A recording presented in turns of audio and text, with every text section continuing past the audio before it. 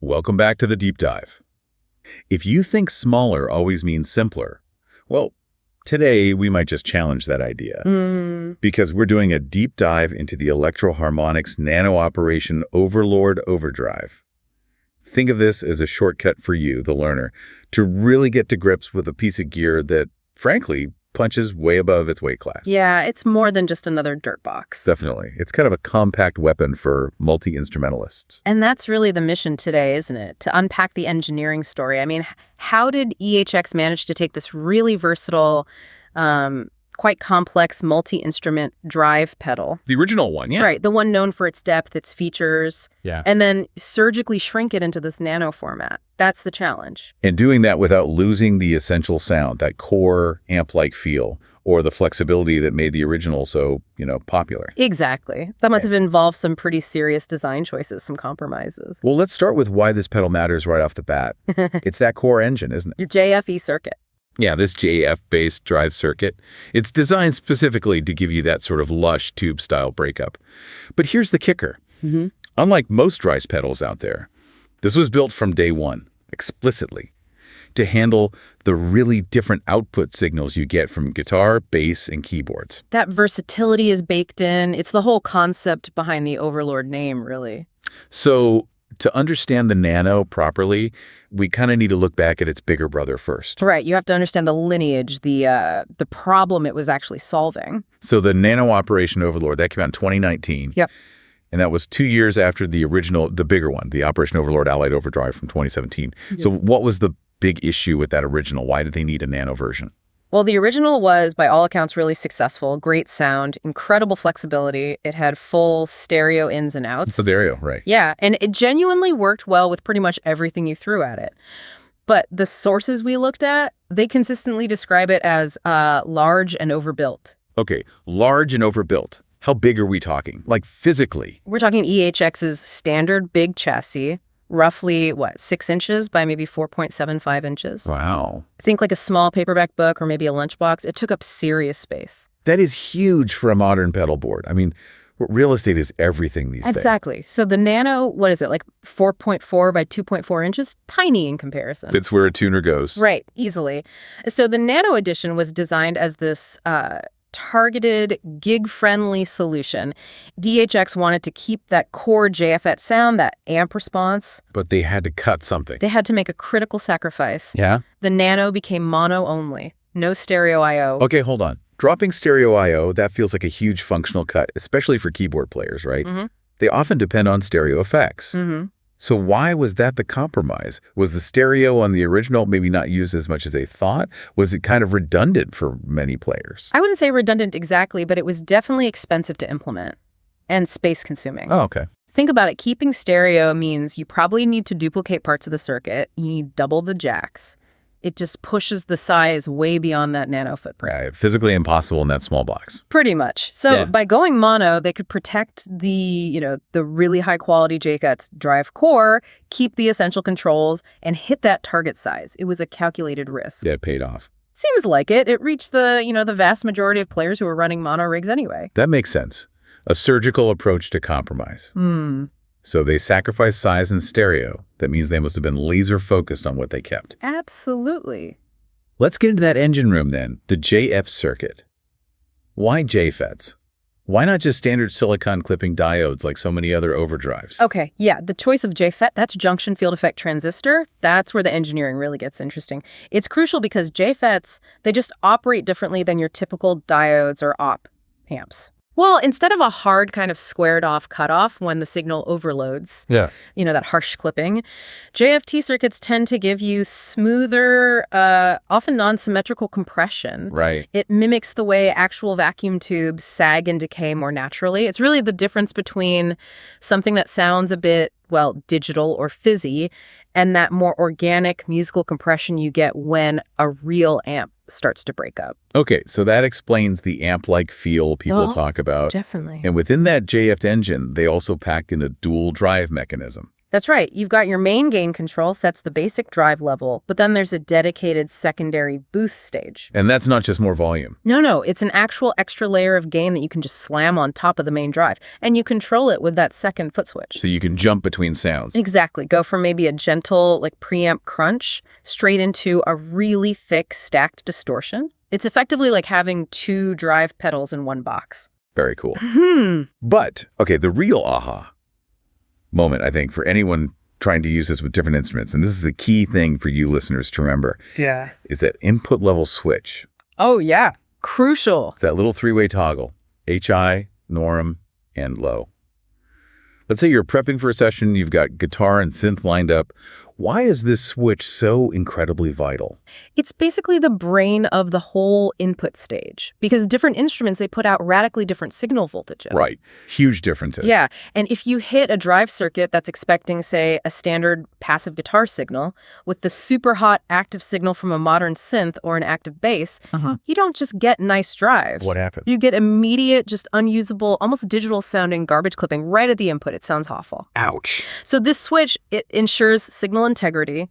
It correctly pads down or maybe boosts the incoming voltage before it even hits that main JF circuit. So it prepares the signal for the drive stage. Yeah. If you used it wrong, say, plugged a hot synth into the norm setting. It's like trying to tap in a tiny nail with a massive sledgehammer. You just overshoot instantly. Horrible, harsh sound. The LO setting is the protection you need for those hot signals. Okay, let's break down those settings clearly for people listening. Sure. So HI is for your really low output signals. Think vintage single coils, maybe some older pickups. It makes sure they hit the drive stage hard enough to get things going. Gotcha. Norm is your standard setting. Most guitars, passive pickups, humbuckers, that's usually where you'll live. Okay. But LO, this is the absolute key for the multi-instrumentalist.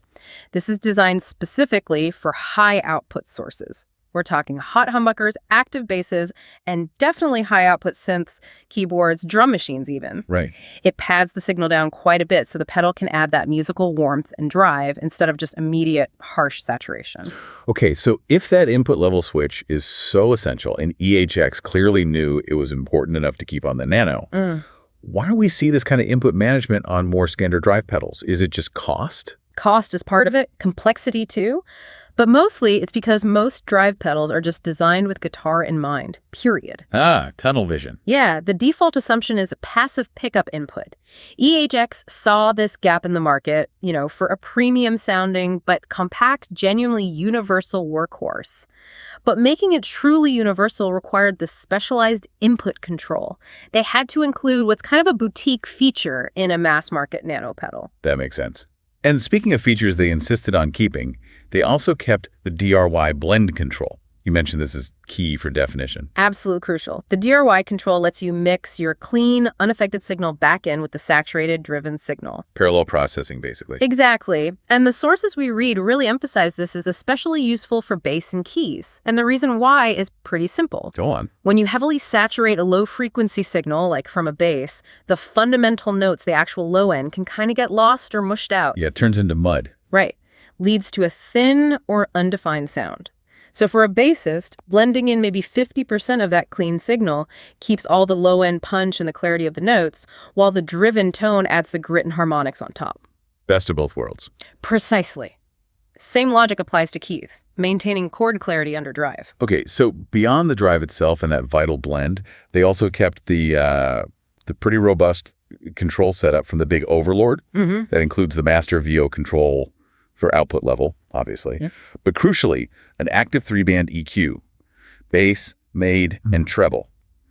Why is having an active EQ important here versus a passive one? Good question. So unlike a passive EQ, think like a standard guitar tone knob, which can really only cut frequencies. Like roll things off. An active EQ lets you both boost and cut frequencies. This is super powerful when you're using the Nano with different instruments plugged into different amps or PAs. So you can really sculpt the sound. Totally. You can dial out specific muddy frequencies from a synth patch or add some essential mid-range punch to help a bass line cut through a dense mix. It just gives you far more precise control over the final tone. It's actually a huge feature to find in such a small pedal. And just to wrap up the tech specs, yeah, EHX also managed to keep it pretty power efficient. Draws about 50 milliamps? Yeah, around 50 milliamp on standard 9 VDC, which is quite reasonable for a JFET pedal with an active EQ.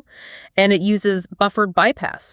Buffered bypass. So that helps maintain signal strength over long cables, even when the pedal's off. Exactly. Prevents that high-end signal loss or tone suck. So yeah, pretty efficient. Buffered bypass. The only real functional compromise was making it strictly mono I/O. That was the price of going Nano? That was the price, yeah. Okay, cool.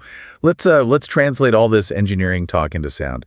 Practical applications. If I'm a musician, I've got this pedal. How do I actually dial it in for my different instruments? All right, let's do that. Start with guitar. You typically set the input level switch to norm. Unless you have very low output pickups, then maybe HI. Okay. Then just pushing the gain control up gives you that nice crunchy overdrive. If you want more, stomp on the boost foot switch for that really thick stacked distortion sound. And that dry blend tip. Yeah, here's a pro tip, even for guitar. Try using the DRY blend just a little bit. Maybe set it around 9 or 10 o'clock. It can really help preserve your pick attack and the clarity of individual notes, especially when you're using higher gain settings. Stops things from getting too mushy. That clarity tip is gold, actually. Okay, what about for the bass players listening? They want that deep, articulate sound, but with some grit. Right. For bass, first thing, you must flip that input level switch to EOO. Got to handle that hotter signal properly. Step 1, EOO. Got it. Then set the DRY blend somewhere more central, maybe around 12 o'clock, 50-50 mix. That combination keeps the fundamental low notes strong and clear from your clean signal. While the driven signal layered on top adds all that harmonic richness and growl. And then that active EQ becomes your best friend. How so? You can use it to maybe roll off any excessive boominess in the very low end, or perhaps boost the mids just slightly to make sure your bass line really punches through the mix and doesn't get lost. Nice. Okay, and finally, the keys and synths. Often the biggest challenge for drive pedals because of those hot, clean outputs. Yeah, they can be tricky. Again, step 1 is mandatory. Input level switch to LO, no question. Right. Then, used maybe more subtly, the overdrive can add some really nice analog warmth. Think about warming up digital piano sounds or synth pads, giving them a bit of vintage texture. Oh, I like that idea. And the DRY blend here is absolutely vital, again, especially if you're playing complex chords or fast melodic lines. You need that clean signal blended in to maintain the definition. You want the warmth from the drive, but you can't afford to lose the clarity. Makes perfect sense. So, stepping back a bit, looking at the bigger picture, the Nano Overlord seems to fit really neatly into the whole EHX catalog, right? Alongside their other successful miniaturized pedals. Yeah, that whole nano-sized workhorse family. Like the Nano Soul Food or the Crayon Flatiron Fuzz. Exactly. And it's important because it sort of competes against the trend of hyper-specialized drive pedals. You know, you see pedals just for bass or just for synth. Right. EHX recognized that a lot of working musicians, gigging players, they need flexibility above all else. The Nano Overlord gave them a really practical, pretty affordable way to get this unique, high-quality, multi-instrument JF drive sound. And it's still around, isn't it? Still in production. Yep.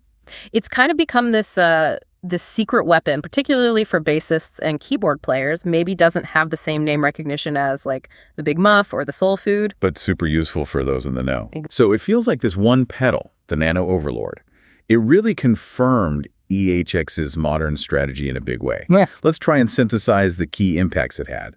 What did it prove? Okay, yeah. I think it proved several things. First, it just successfully showed that EHX could take the high-end versatility of that big original Overlord and shrink it into the Nano format without completely gutting the core sound quality. That was a statement. Right, a technical achievement. Yeah. And the choices about what controls to keep were obviously very deliberate. Absolutely. That's the second major takeaway. They surgically kept the two features most vital for those non-guitar players, the DRY blend and that powerful active 3-band EQ. They clearly knew who their target audience was for this versatile pedal, and they protected the features those players needed. Smart. What else? Third, the success and popularity of the Nano version just validated EHX's whole strategy of offering these compact alternatives. It proved there's a huge market for it, especially players struggling with pedal board space or, budget constraints.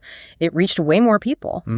And finally, I think it reinforced this core idea that EHX could successfully blend almost boutique-level flexibility, like that sophisticated multi-instrument input management, with the practical demands of nano size and affordability. This pedal really is the embodiment of smart engineering compromise. That's a great summary. Yeah. Really brings us to our final synthesis then. The Nano operation Overlord truly mastered that art of practical compromise. They sacrificed the element that was costly and space-hungry, the stereo I/O, Right. while fiercely protecting those sophisticated, versatile core controls that a truly multi-instrument audience needs. And that leads to a really interesting question for you, the listener, to chew on as you look at effects pedals moving forward. Oh, yeah. Think about it. If EHX decided that keeping the DRY blend control and that dedicated three-way input level switch was completely non-negotiable, even for this tiny Nano redesign, what does that tell us about the future?